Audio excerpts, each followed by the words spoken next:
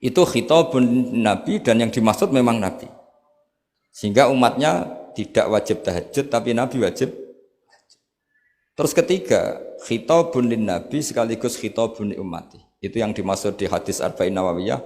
Wa inna wa ta'ala amaral mursalin bima amaral bil mu'minin, atau dibalik amaral mu'minin bima amaral bil mursalin. Dibolak-balik sama. Yaitu para nabi ya dikhitabi memakan sesuatu yang thayyibat. Para orang mukmin juga kena khitab memakan sesuatu yang apa? Thayyibat. Ini sama. Jadi ya ini ada tiga berarti ya. Khitabun lin Nabi, tapi yang dimaksud umatnya. Khitabun lin Nabi yang dimaksud adalah Nabi saja. Terus ketiga, khitabun lin Nabi yang dimaksud plus umatnya. Nah, kajian seperti ini penting. Karena kesalahan Khawarij itu satu kelompok ekstrim yang tidak mengikuti Sayyidina Ali, juga gak ngikuti Sayyidina Muawiyah. Tidak ngikuti Ali, juga gak ngikuti Muawiyah. Disebut Khawarij. Khawarij itu jamaknya Kharijah. Dia keluar dari pikiran ala Sayyidina Ali, juga keluar pikiran dari Muawiyah. Di sini disebut dia khurud. Khurud dari kata Khawarij. Serba keluar, dia tidak ngikuti sana, tidak ngikuti sini. Akhirnya disebut Khawarij.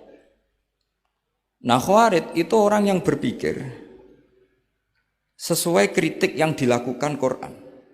Tapi mereka lupa bahwa yang punya otoritas kritik itu Allah. Karena yang kalau boleh sama-sama terganggu, kerajaannya itu hanya Allah. Gini saya beri contoh ya. Yang punya hak ketika sepeda motor saya kamu pakai, yang punya hak menentukan itu gasap apa pinjam itu saya apa orang lain? Saya. Ketika yang pakai gak pamit itu teman akrab saya atau anak saya atau orang yang saya ridhoi, itu namanya gasap apa pinjem gak pamit? Ya udah, ini harus jelas.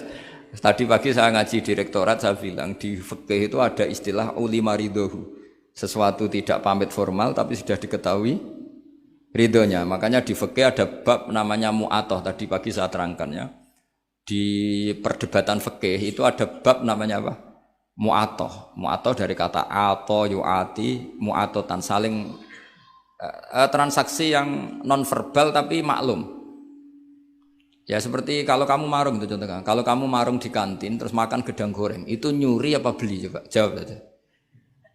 Kalau dikatakan beli kamu belum bayar. Kalau dikatakan nyuri terang-terangan. Coba kalau mbak-mbak milih mana? Itu nyuri apa beli? Kalau beli belum bayar. Kalau nyuri kok terang-terangan ya. Enggak nyuri apa beli?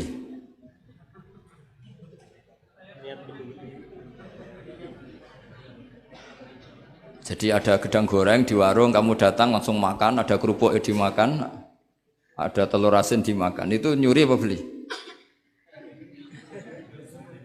Nah, itu kalau orang fikih dibabkan kitabul bai'il mu'atoh, akad beli lewat jalur mu'atoh. Menurut Imam Abu Hanifah seperti itu dikatakan beliau pakai dalil al-adat muhakamah, bahwa adat itu berposisi seperti hukum. Karena posisi di warung maka ngambil di situ dianggap memulai akad jual beli. Tapi karena ini sesuatu yang potensi masalah, Imam Syafi'i mengatakan itu enggak baik, enggak sah. Karena nanti kalau asumsi kamu gedang goreng itu 1.000, ternyata diregani 5.000 kan mangkel. Nah itu resikonya di situ, ya kan? Tapi kalau misalnya itu dikatakan, makanya Imam Syafi'i mengatakan itu profesional. Itu namanya ghormu. Ketika Anda bayar 5.000 itu namanya tebusan kesalahan. Jadi Imam Syafi'i melihat itu tidak jual beli, tapi tebusan kesalahan. Sehingga kalau saya jadi hakim, misalnya pembeli bilang asumsi saya 1.000 Gus, terus kata baek, kata penjual, enggak Gus itu tak jual 5.000, saya harus memenangkan baek. Memenangkan siapa? Penjual. Karena penjual adalah pemilik gedang goreng itu, dan posisi yang makan adalah perusak barang orang lain. Gitu. Sehingga dimenangkan penjual. Ya, dimenangkan penjual. Kenapa dimenangkan? Karena cara berpikir fikih, karena dia yang punya otoritas itu, punya otoritas kepemilikan. Itu dalam fikih madzhab apa? Syafi'i. Nah, itu penting dalam analogi surga dan neraka. Orang Khawarij itu kalau ada orang dosa, itu dikatakan sudah tidak Islam lagi, dia sudah keluar dari Islam. Orang dosa itu wajib disiksa oleh Allah. Mereka bilangnya ya wajib. Dalam kelompok Islam itu ada kelompok namanya Khawarij, orang yang sangat ekstrim dalam berpikir. Dia mengkafirkan orang yang melakukan dosa apa? Besar, dihukumi kafir. Tapi pendapat ahli sunnah enggak, orang dosa besar ya dosa saja, tapi enggak usah dihukumi kafir. Kenapa? Cara berpikir ahli sunnah, surga neraka itu milik Allah. Kalau yang punya saja enggak apa-apa, ngapain ada yang ribet?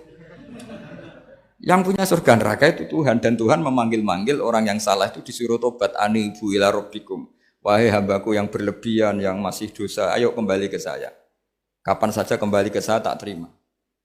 Sehingga dalam madzhab ahli sunnah, otoritas khitab, otoritas kepemilikan yang berhak ya yang punya, orang lain itu nomor 2. Sehingga tadi kalau Anda bawa kayak motor saya, dan Anda teman akrab saya, tidak pamit saya, kalau saya bilang itu nggak apa-apa ya nggak apa-apa. Kalau saya bilang apa-apa ya apa-apa. Nggak penting orang lain. Sehingga ini wilayah yang agak sensitif, tapi ini ilmu, mau tidak mau kita harus dengar. Sehingga di fikih ada bab ulima ridhohu. Misalnya ada orang makan gedang goreng di warung terus ditangkap Pak polisi. Wah ini pencurian, mesti bakulnya enggak terima. Enggak pencurian, memang tak jual. Nah, yang kasus begini, ini yang kasus. Ini mungkin kasusnya anak-anak yang masih kos atau masih mahasiswa. Warung kantin dijaga ibu-ibu. Ada anak makan lahap, dikira belinya cash. Setelah dimakan ternyata akadnya utang. Nah, itu pertanyaannya itu halal apa enggak? Karena asumsi baiknya monggo-monggo. Karena apa sudah mengkhayal nanti ada sekian uang cash didapatkan. Ternyata nyatet atau hutang. Nah, kalau ngomong di depan, Bu saya mau makan di sini hutang, kira-kira enggak boleh. Wah, itu ada sekian PR, makanya saya sering muji orang-orang yang enggak alim. Enak-enak orang tuh orang enggak alim karena enggak kesulitan seperti ini. Kita sebagai peneliti fikih itu sering kesulitan. Nah sama Anda misalnya naik Grab atau naik taksi atau apa. Ketika Anda naik itu posisinya gasap apa pinjem. Dikatakan akad sewa belum bayar. Dikatakan pinjem nanti harus bayar. Jadi ada sekian masail fikih yang jadi perdebatan.